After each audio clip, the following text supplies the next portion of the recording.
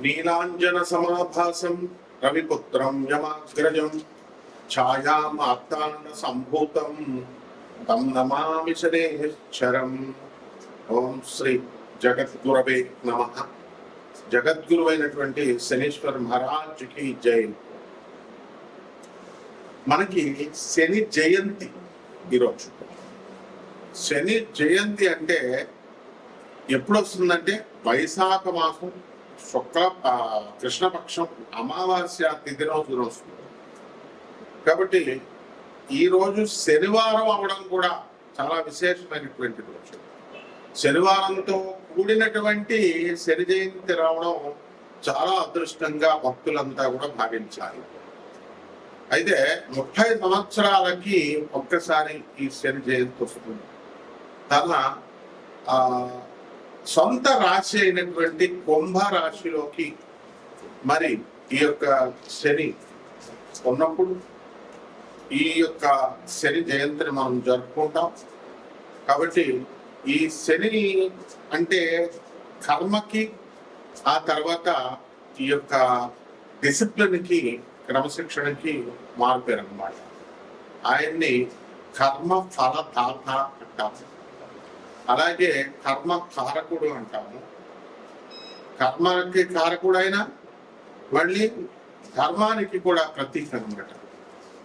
అయితే ఎవరైతే ఈ యొక్క శని దశలు నడుస్తున్నప్పుడు అర్ధాష్టమ శని, అష్టమ శని, అలాగే ఏలినాటి శని, సాడే సప్తంటం ఇలాంటివన్నీ నడుస్తున్నప్పుడు ఎవరైతే అన్యాయంగా అధర్మంగా వీళ్ళు ప్రవర్తిస్తారో అటువంటి వాళ్ళని శనీశ్వరుడు శిక్షిస్తాడు. ఎందువల్లంటే ఆయన ధర్మమూర్తి. కాబట్టి మనకి ఈ శనీశ్వరుడు ఏం చేస్తాడంటే మనకి ఈ ఏలినాటి శని సమయాలలో చాలా కష్టాలను ఇస్తాడండి. ఈ అర్ధాష్టమ అష్టమ శని సమయాల్లో అనుకుంటాం. నిజమే, కష్టాలతో పాటు సక్సెస్ కూడా ఇస్తాడు అనేటటువంటి విషయాన్ని భక్తులు మర్చిపోతారు. అంటే ఇతర మనకి మిగతా 8 గ్రహాలు కూడా మనకి ఏం చేస్తాయంటే సుఖాలను ఇస్తాయి, అలాగే ఫలితాలను ఇస్తాయి, చాలా స్పీడ్గా ఇస్తాయి. కానీ శనీశ్వరుడు మాత్రము చాలా స్లోగా, మందుడు అంటాం ఆయన్ని, స్లోగా నడుస్తాడు. ప్రతి ఒక్క గ్రహము కూడా ఒక సంవత్సరం లోపల లేకపోతే సంవత్సరంలో గిర్రమని తిరిగేసి ఒక రాశిలో ఉంటారు. తర్వాత తొందరగా ముగించుకొని వేరే రాష్ట్రానికి వెళ్ళిపోతారు. కానీ శనీశ్వరుడు మాత్రం 2.5 సంవత్సరాల పాటు ఒక్కొక్క రాశిలో ఉంటూ వస్తాడు.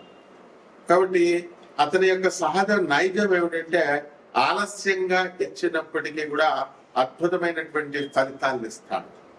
రాజయోగ కారకుడు ఆయన. శని యొక్క అనుగ్రహం లేదే ఏ జీవికి కూడా ఆయుర్దాయం అనేటటువంటిది పరిపూర్ణంగా ఉండదు. అంటే లాంగిటివిటీ ఆఫ్ లైఫ్ ని ఇచ్చేటటువంటి ప్లానెట్ శని మహారాజు అనమాట. అలాగే ఇతర ప్లానెట్స్ అన్నింటినీ కూడా మనం ఏమని చెప్పుకుంటామంటే మనకి ఈ యొక్క క్రమశిక్షణ ఇవన్నీ కూడా ఉన్న క్రమశిక్షణ నేర్పించిన శని మాత్రము మనము దేవుడు, శని దేవుడు అంటాం. మిగతా ప్లానెట్స్ మామూలుగా గ్రహాలు అని అంటాం. కుజగ్రహము, బుధ గ్రహము ఏమి అంటాం. కానీ శని మాత్రం దేవుడు అంటాం.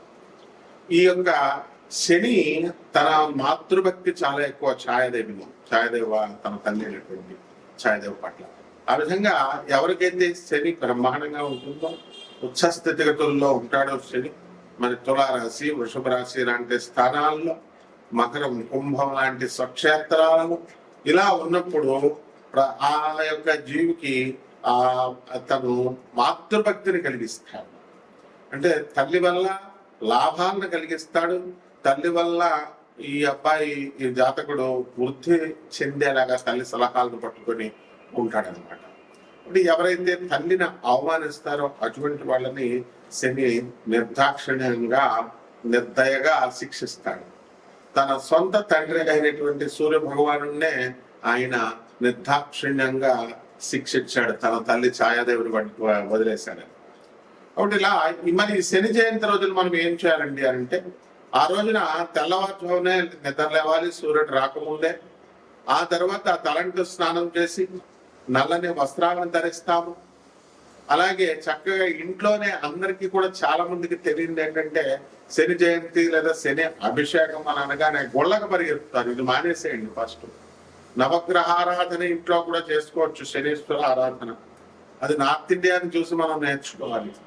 అందువల్ల శని యొక్క ప్రతిమని కానీ, శని యొక్క ఫోటోని కానీ, మన విగ్రహాన్ని కానీ ఇంట్లో పెట్టుకొని మనము ఆ రోజున చక్కగా పూజా మందిరం దగ్గర కొన్ని బియ్యం వేసి దానిపైన చక్కగా తమలపాకు వేసి దానిపైన ఈ శనీశ్వరుడి యొక్క విగ్రహాన్ని మనం ఏర్పాటు చేసుకున్న తర్వాత మనం ఏం చేయాలంటే, మస్టర్డ్ ఆయిల్ అంటే ఈ యొక్క ఈ నూనె ఏంటది, ఈ యొక్క ఆవాల నూనె లేదా సీసమి అంటే నువ్వుల నూనెతో మనము ఈ యొక్క సీసేమ్ సీడ్స్, నువ్వుల గింజల నుంచి తీసినటువంటి ఈ యొక్క నువ్వుల నూనెని వెలిగించితో దీపారాధన చేయాలి శనీశ్వరుడు. అలాగే నువ్వుల నూనెతో ఆ యొక్క విగ్రహానికి ఆ శనీశ్వరుడి యొక్క నామాన్ని జపిస్తూ మనము ఈ యొక్క బీజమంత్రాలను కూడా ప్రామ్ అనేటటువంటిది శనీశ్వరుని యొక్క బీజము. మరి ఓం ప్రాం నమః అంటూ ఓం ప్రాం ప్రేమ్ అట్లా చెప్పుకుంటూ శనీశ్వరాయ నమః అంటూ మనము శనీశ్వరుడికి అభిషేకం, తైలాభిషేకం చేస్తాం.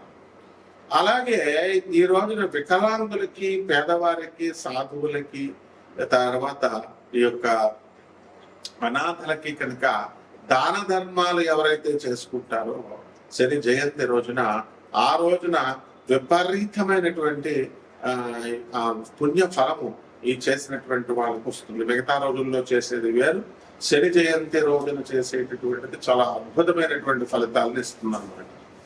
అలాగే శని రాజ్యాధికారాన్ని ఇస్తుంది కాబట్టి శనికి ఎవరైతే రాజకీయ నాయకులు ఉన్నారో అటువంటి వాళ్ళంతా కూడా మన శనీశ్వరుడు చక్కగా ఈ యొక్క రాజయోగాన్ని ఇమ్మని చెప్పి ప్రార్థిస్తారు శని జయంతి రోజు. అలాగే ఈ యొక్క శని అభిషేకాలతో పాటు మనకి వీలున్నంత వరకు దాన ధర్మాలు ఇవన్నీ కూడా మనం చేసుకుంటాం. అలాగే చిమ్మిలి బొండల్ని తయారు చేసి మనం నైవేద్యంగా శనీశ్వరుడికి మనం పెట్టుకోవచ్చు, లేదా బెల్లం మొక్కని నివేదనగా శనీశ్వరుడికి మనం పెట్టుకోవచ్చు. ఈ శని జయంతి రోజున ఓం శనైశ్చరాయ నమః అనేటటువంటి మహామంత్రాన్ని 108 సార్లు మనము జపించవచ్చు అన్నమాట. అలాగే నీలి పువ్వులన్నా, నీల శంఖం పువ్వులన్నా శనీశ్వరుడికి చాలా ఇష్టం కాబట్టి అందరూ కూడా మనకి నీలం రంగు పువ్వులను తీసుకొచ్చి మనము స్వామివారికి సమర్పించాలి. అదేవిధంగా నీలము రంగు లేదా బ్లూబెర్రీస్ ఫ్రూట్స్ ని మనం నేరేడు పళ్ళు ఇలాంటివి నీలి రంగులో ఉన్నటువంటి ఫ్రూట్స్ అన్నిటిని కూడా తీసుకొచ్చి మనము శనీశ్వరుడికి నైవేద్యంగా మనం పెట్టాలి. ఈ రకంగా ఎవరైతే కష్టాలను మనకి ఎదుర్కొనేటటువంటి శక్తిని ఈ శనీశ్వరుడు ఇస్తాడు, అటువంటి వాళ్ళందరూ కూడా ఆ కష్టాలని ఎదుర్కొని సక్సెస్ అనేటటువంటి బాటలో వీళ్ళు ముందుకు వెళ్ళాలి. అలా కాకుండా మామూలు ప్లానెట్స్, మామూలు గ్రహాలు ఇచ్చినట్టుగా మనకి సుఖాలు సునాయాసంగా కష్టం లేకుండా వచ్చింది అనుకోండి, దాని విలువ మనకి తెలియదు. కాబట్టి శనీశ్వరుడు ఏం చేస్తాడంటే మనకు చాలా కష్టాలను కలిగిస్తాడు. సరే ఈ యొక్క ఎయిర్లైన్స్ సమయంలో యాక్సిడెంట్లు ఇలాంటివన్నీ కూడా జరుగుతాయి. జరిగిన తర్వాత నిరంతరము ఎవరైతే నడుస్తారో, నిరంతరము ఎవరైతే కృషి హార్డ్ వర్క్ చేస్తారో, వాహనాలు ఇవన్నీ వాడకుండా వీలున్నంత వరకు సింపుల్ లైఫ్ ని ఎవరైతే లీడ్ చేస్తారో అటువంటి వాళ్ళంటే శనీశ్వరుడికి చాలా ఇష్టం అన్నమాట. అందువల్ల ఎవరైతే క్రమశిక్షణ కలిగి ధర్మబద్ధతగా ఎవరైతే ఉంటారో అటువంటి వాళ్ళకి సంతానం లేనటువంటి వాళ్ళకి కూడా సంతానాన్ని కలిగిస్తాడు. ఎప్పుడైతే యోగము లేకపోయినా సరే, జాతకుడికి ధనయోగం లేదనుకోండి, అటువంటి వాడిని కూడా ధన యోగాన్ని శనీశ్వరుడు కల్పిస్తాడు.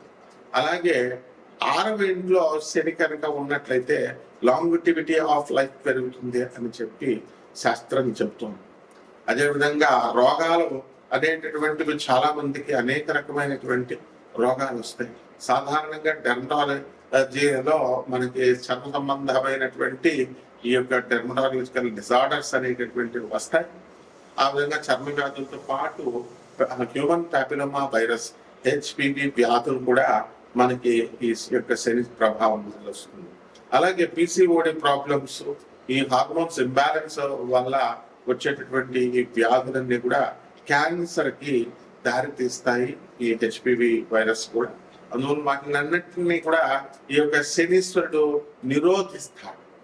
కాబట్టి ఒక్కొక్క రాశి వారిగా ద్వాదశ రాశుల వారందరికీ కూడా ఎటువంటి ఫలితాలు ఇస్తారో మనం చూద్దాం. ముందుగా ఇవన్నీ కూడా గోచారాల రీత్యా కోటాను కోట్ల మందికి అందరికీ కూడా కామన్ ప్లాట్ఫామ్ లో మనం చెబుతున్నాము కాబట్టి దాని రీత్యా మనకి ఫలితాలు అనేటటువంటివి ఇలా ఉన్నాయి రాశి ఫలాలు అని మనం చదువుకుంటాం, వింటాం. అయితే ఈ యొక్క వ్యక్తిగత జాతకం అనేటటువంటిది ఒక్కొక్కళ్ళకి ఒక్కొక్కలాగా ఉంటుంది. ఎవరైతే వ్యక్తిగత జాతకాలు కావాలనుకుంటున్నారో వాళ్ళందరికీ కూడా నాసా లైవ్ రిపోర్ట్స్ బట్టి అమెరికన్ టెక్నాలజీతో మేము ఈ యొక్క జాతకాలు చెప్తాం. అటువంటి వాటిని మనల్ని సంప్రదించవచ్చు. ఒక్కొక్క రాశి వారికి కూడా ఈ శని జయంతి ముందు ఎలా ఉంటుంది, ఆ శని జయంతి తర్వాత ఈ యొక్క విశేషమైనటువంటి రెమెడీస్ చేసుకున్న తర్వాత ఒక్కొక్క రాశి వారికి ఎలా ఉంటుందో మనం చూద్దాం. వృశ్చిక రాశి, ఈ వృశ్చిక రాశిలోకి అనురాధ నక్షత్రం వస్తుందంటే శని యొక్క నక్షత్రం కూడా ఉంది. అలాగే వృశ్చిక రాశి వారికి అందరికీ కూడా అష్టమ గురుగ్రహం జరుగుతుంది. మరి బ్రహ్మాండంగా అప్పులు అనేటటువంటివి తెగొస్తాయి. మీకు ఆదాయాలు కూడా బ్రహ్మాండంగా చాలా ఎక్కువగా ఉంటుంది. అలాగే ఖర్చులు కూడా చాలా అధికంగా నేను ఖర్చు పెట్టేటటువంటివి జరుగుతాయి. అయితే ఈ యొక్క గురువు అష్టమంలో ఉన్నటువంటి కారణంగా అప్పులు విపరీతంగా వచ్చినప్పటికీ కూడా మీరు భయపడాల్సినటువంటి అవసరం లేదు. మీకు మంచి వాళ్ళతో స్నేహం కంటే కూడా చెడ్డవాళ్ళందరూ కూడా మీకు వీళ్ళు పరిచయాలు ఏర్పడడం అనేటటువంటివి జరుగుతుంది. అలాగే వాళ్ళకి తోచినటువంటి సలహాలు, పిచ్చి సలహాలన్నీ కూడా మీకు ఇవ్వడం జరుగుతుంది. అయితే యోగ్యులైనటువంటి వాళ్ళు ఇచ్చేటటువంటి సలహాలను తీసుకోకుండా ఇలాంటి పిచ్చోళ్ళ సలహాలని అందరూ కూడా జనమంతా కూడా దురాశ ఎక్కువ కాబట్టి జనానికి ఫ్రీగా రావాలి కాబట్టి ఇటువంటి వాళ్ళ మాటలు నమ్మి వాళ్ళ చేతల్లో నష్టపోవడానికి అవకాశాలు అధికంగా కనబడతాయి. అందుకని అలాంటప్పుడు మనం ఏం చేయాలంటే ఈ యొక్క శని జయంతి రోజున శనికి జపం చేసుకొని మనం శని స్తోత్రాలు చదువుకొని శనికి కిలోంపావు నల్ల నువ్వుల్ని, నల్లని వస్త్రాలను ఇచ్చి పేద బ్రాహ్మణులకి శనివారం నాడు ఉదయం 8 గంటలకి దానం చేసుకోవాలా. అలాగే దశమహావిధిలో ఉండేటటువంటి తారా అమ్మవారి యొక్క హోమాన్ని, ఆమె యొక్క మంత్ర జపాన్ని వీళ్ళు చేసుకోవడం వల్ల కూడా బ్రహ్మాండంగా ఉంటుంది. అంతేకాకుండా చక్కగా మళ్ళా ఈ యొక్క అర్ధాష్టమ రాహు ఉన్నాడు కాబట్టి రాహు జపం చేసుకోవాలా, రాహు స్తోత్రాలు చదువుకోవాలా. కొత్త కొత్త వ్యాపారాలు అనేటటువంటి మీరు అందరూ కూడా ప్రారంభిస్తారు. పంచమంలో ఉన్నటువంటి శనిగ్రహ ప్రభావం వలన పిల్లలకు అనారోగ్యాలుగా మీకు కనబడటం అనేటటువంటివి జరుగుతాయి. అలాగే పిల్లలతో మీకు మాట్లాడటం అనేటటువంటిది తక్కువగా ఉండడానికి అవకాశాలు ఉంటాయి. మరి ఇలాంటి వాటిని అన్నింటినీ కూడా భద్రపట్టుకుంటూ మీరు ఈ యొక్క శని రావి చెట్టుకి చక్కగా నీళ్లు పోసి రావి చెట్టు చుట్టూ ప్రదక్షిణాలు చేసుకుంటూ ఓం శనేశ్వరాయ నమః అంటూ బ్రహ్మాండంగా మీరు జపం చేసుకున్నట్లయితే మీ పరిస్థితి చాలా బ్రహ్మాండంగా ఉంటుంది. అంతేకాదు కొత్త కొత్త వ్యాపారాలు కూడా మీరు పెట్టుకోగలిగినటువంటి వాళ్ళు అవుతారు. కాబట్టి ఈ రకంగా చేసుకోండి, బ్రహ్మాండంగా ఉంటుంది. శుభమస్తు.